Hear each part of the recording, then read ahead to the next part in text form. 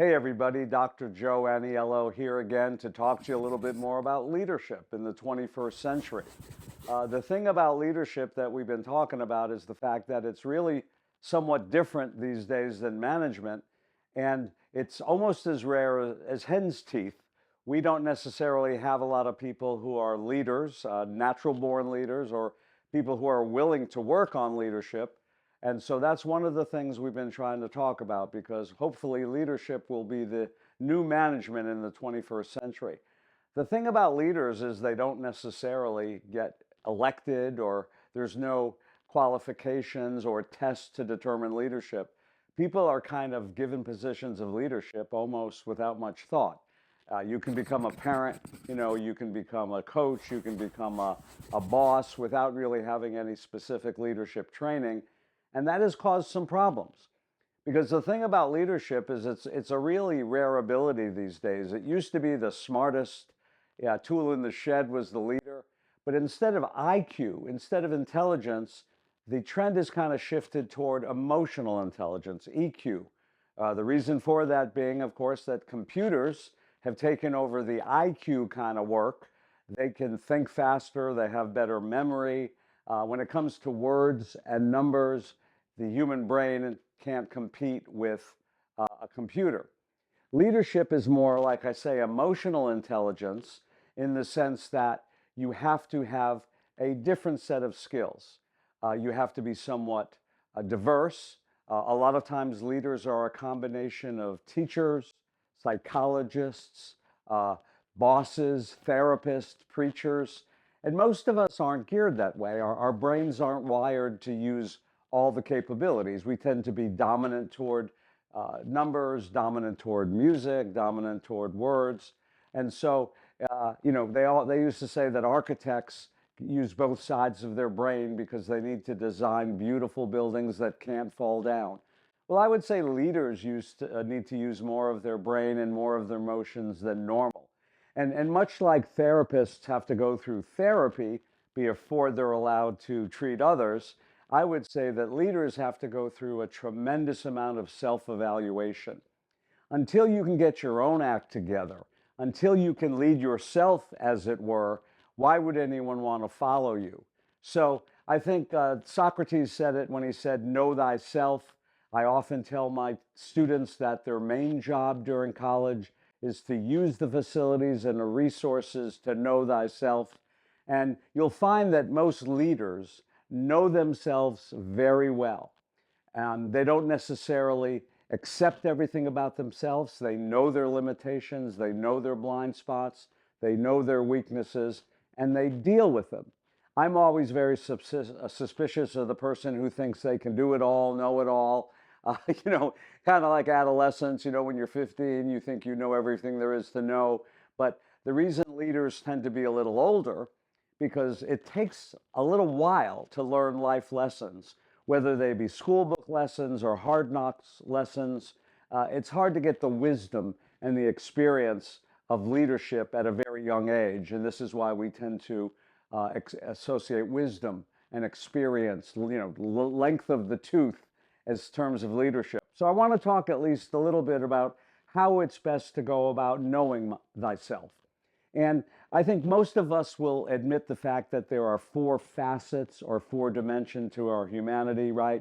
We have a physical component, we have an intellectual component, we have an emotional component, and we have a spiritual component. And those things can vary widely.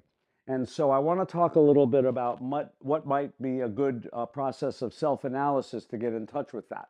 So we're going to start with the physical. The physical is the most basic. Obviously, we don't value a person based on their body alone. As a matter of fact, you might say that God probably thinks that's least important, but there are people who tend to be more superficial and judge a book by its cover, judge things on looks alone. But the first step, I think, is really knowing and accepting your physical status, your physical stature. I know, for example, that I am too small to be a basketball player or a football player. I'm not too small to be a golfer or a tennis player, right? I'm not coordinated enough to be a skater or a skier. So when I think about the fact that physically, maybe I can play tennis or golf, I've tried both. I don't like tennis. I'm not good at tennis. I like golf enough so I can use my physical body to have enjoyment golfing, jogging, doing a cross training workout in the gym. But the most important thing about my physicality is I want to keep myself healthy. So if you want to, value the temple that God has given you with your body, you want to take care of it. You want to have proper nutrition, you want to have proper sleep. We want to have proper exercise, right? You don't want to abuse it with too much alcohol or too much drugs. And so the first thing is knowing your limitations physically and taking care of that to the best of your ability. So they say the good die young, which is probably why I'm going to live to a ripe old age. But I do plan to live a long time because I have a lot I want to do. Now, I know no one can prepare for or anticipate accidents or disease or illness, but I'm trying to do all I can to value and appreciate the body that God gave me. Yes, would I like to be taller? Of course, can't do anything about that. Would I like to have thicker hair? Yes, can't do anything about that. But I can stress the things that I am blessed with, right? Good eyesight, good circulation, no cancer in the family. So that is how I address myself physically, okay? The next thing we're going to look at is intellectual.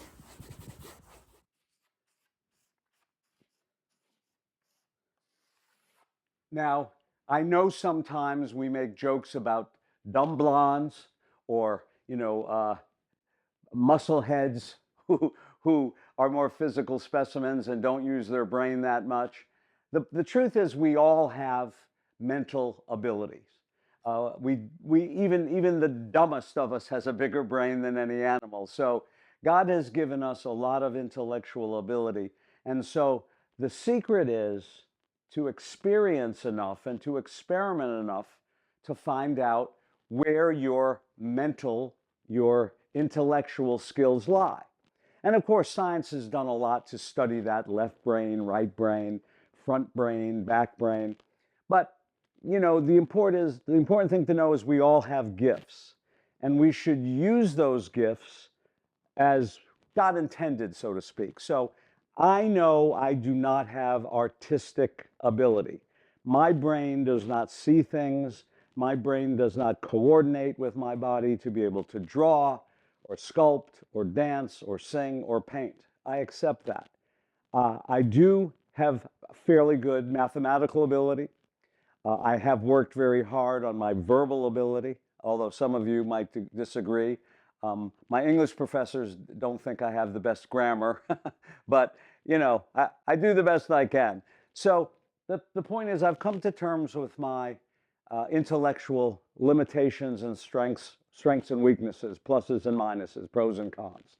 And so I do have a bit of an entrepreneurial, a bit of creative sense, not so much for developing talent creativity, but generating alternative solutions. If there's a problem, I'm a good problem solver. If there's an issue, I can come up with a couple alternatives. If there's an opportunity, I can generate a couple alternatives. If my first choice gets thwarted, I'm not completely stymied. I can go back to the drawing board and come up with a couple of other things. So this is why I have kind of morphed from business intellectual, marketing, selling products, coming up with business ideas, to an academic environment, not selling an idea, but teaching an idea. And so this is where a little bit of preaching, a little bit of teaching, a little bit of psychology comes in, the people skills. Basically what happened is when I quit the corporate world and went back for my doctorate, I kind of reinvented myself. One of my professors said it's kind of like going to Paris Island. The Marines break you down and build you back up the way they want it. Well, I had to unlearn a lot of bad business habits and recreate that intellectual ability to be more academic. And so I kind of found my niche in that I was able to do teaching, but I was also able to apply it to a practical way because I had actually been in business. So I'm a business professor. I focused on organizational behavior. I focused on human resource management, but I tried to morph that into leadership. How does leadership differ from management? And so I'm just suggesting that all of you take some tests, listen to your instincts, listen to your intuition. What subjects do you like? What things come easy? What things come difficult? Not that you should avoid the things that come difficult, but maybe what you need to do is spend more time developing your weaknesses. Spend more time working on the things that you struggle with so you can become more well-rounded. Because one thing about leaders is that they are really very well balanced and very well-rounded. You find people who are extreme physical people or extreme intellectual people are not well-rounded. We can talk about the fashion model, bimbo. We can talk about the, egghead computer geek. We can talk about all these extremes, but that usually doesn't apply to leadership.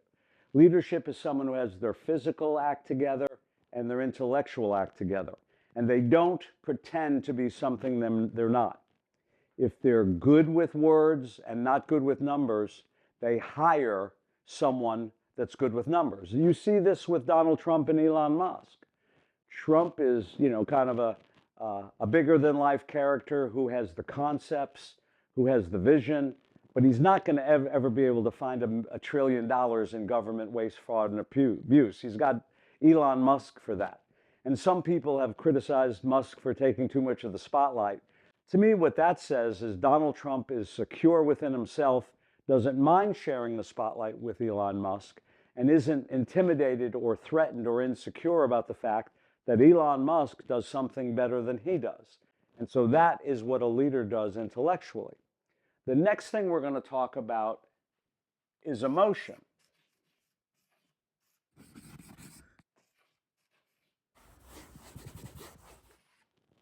Now, it's kind of ironic that emotion has always been the aspect of humanity that gets drummed out of business, right?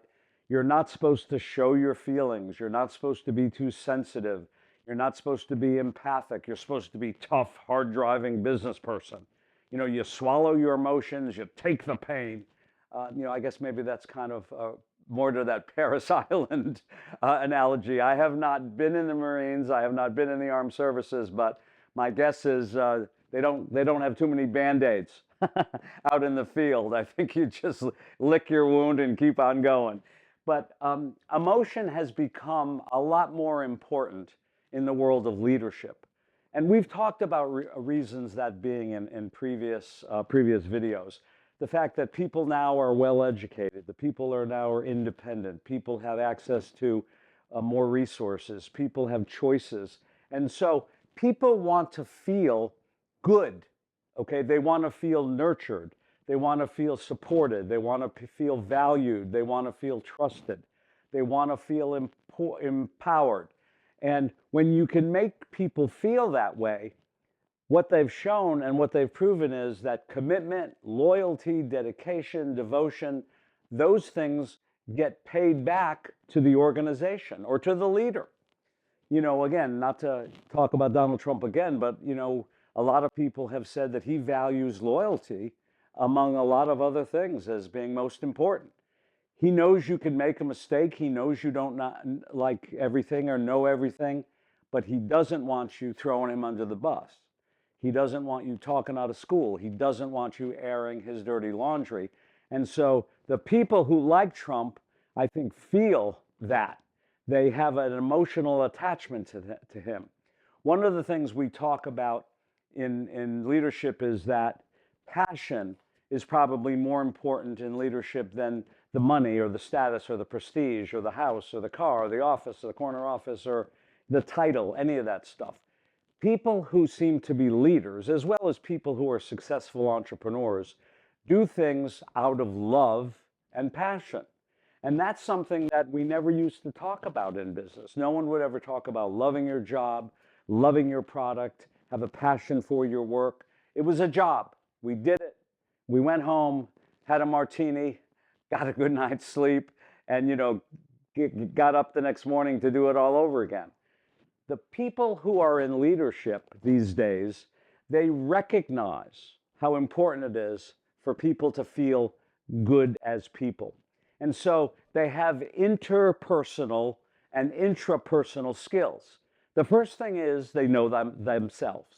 Okay, the interpersonal intelligence. I know what I am, I know what I'm not. I accept what I am, I accept what I'm not. I know human nature. Okay, I understand what people need. And I accept that and I try to incorporate that into my leadership. I don't discount it, I don't dismiss it. I recognize that I work with people. People are not machines. People are not animals. People are not perfect. People want to belong if they don't feel threatened. If they feel it's okay to be secure, if it's okay to be open, you get more of the human potential. But that trust is something that takes a while to build up. And if you're not authentic, if you're not genuine, if you're not the kind of person that people feel comfortable with, they're not going to give you their real self. They're not going to give you their best. And leaders have a way of bringing out the best in people. Managers have a way of, threatening people using fear, using greed, and that is very short-lived. That's an addiction that ends as soon as the threats end or as soon as the bribes end. So this is one of the most important distinctions in leadership. A lot of managers have the physical and have the intellectual facet handled. Where they fall short is emotion, and they also fall short in the most important,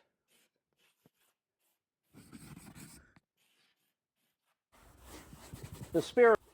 And so spiritual being the most important facet of our individuality. And I know, without getting too religious here, I think a lot of us talk about the fact that our faith, our belief, what our hopes for the future are, drive us, motivate us, comfort us, give us the impetus to keep going. You've seen a lot of people who've suffered a lot of difficult times or tragedies on earth, and you kind of wonder how, there but for the goodness of I go, there but for the goodness of God go I. And sometimes I'm in awe of the fact that people can have such faith under such difficult circumstances. And so faith is a very powerful force within ourselves, right? We can get through some physical pain, we can overcompensate for some intellectual difficulties, even some emotional grief or guilt, we can get through that if we have a belief in a higher power, in a bigger purpose, or even just the universe. Again, you don't even have to necessarily be a religious person. You can be a spiritual person who believes in the universe, the ways of the universe, or reincarnation, or anything your belief being. So while I tend to value and focus on many of Christ's teachings, and my faith and my belief gives me strength in what God talked about through Jesus, that doesn't necessarily have to be so. But you do have to have a faith in something. You do have to have a belief in something. You do have to know that there is something bigger than yourself, and there's some element of time that's longer than your lifetime. So what you find is that the people who are most geared toward leadership really do have a very powerful and strong spiritual orientation, okay? They really have a faith in the unseen. It's kind of like right now what's going on with this whole tariff crisis. Right now, the stock markets are flipping out. People are losing a lot of their investments because Wall Street is taking a short-term view of what's going on. And so, as a result, people are panicking. They're worried about their physical well-being, as they should be. If you're retired on a fixed income and you're drawing down money from your IRA, this is not a fun time for you. Intellectually, you may not understand the concept of tariffs. It can be complicated, And not everyone is an economist. Not everyone is able to figure out what's going to happen. Emotionally, you may be fearful. You may be worried. You really may be tossing and turning in your bed and losing sleep. So all of these things are real, and most of us experience those. The difference is, for a few people like Donald Trump and the Secretary of the Treasury and the Secretary of Commerce, these people have the faith that the pain that we're experiencing is short term and they're going to get through it. And we're all going to get through it. And so in the long run, if tariffs are going to work, if America is going to be great again, and none of us know for sure, there are no guarantees, right? There hasn't been any history written for the future yet. But the folks who are leading us with this vision, they are relying not on tangible proof right now, but on the faith that this is the right thing. And in the long term, this is the way the country ought to operate. That we've been taken advantage of, that we haven't put America first. We've sacrificed our working class for wealthy companies who've exploited labor around the world, and that's the belief that motivates their decision, okay? And so managers can implement some of the programs, but the idea that over the next 20 or 30 years, this is going to make life better for our children and our grandchildren, this is going to eventually fix our balance of trade, this is eventually going to bring down our debt, that takes faith. Just like doing the right thing can be very difficult unless you believe there's a judgment day, unless you believe there's life after death, unless you believe there's a heaven and a hell. I'm looking forward to meeting St. Paul, so that gets me through those times when I'd like to yield to the temptations of the flesh, but don't. And, certainly I'm not a perfect person, but as a sinner, at least I can atone for my sins and try to get on the right side of, God's desires for me. And there's not necessarily a reason for that. There's not a physical outcome of that. There may not even be an emotional reaction to it. It is strictly a spiritual exercise. Well, thanks very much for watching. If you like what we're doing here, please subscribe. If you want to see some of our videos, you can just click on this. And if you wanted to see my book or some of my blogs, you can always go to sunkenleadership.com, Dr. Joe Aniello, and we'll look for you next time. Thanks so much.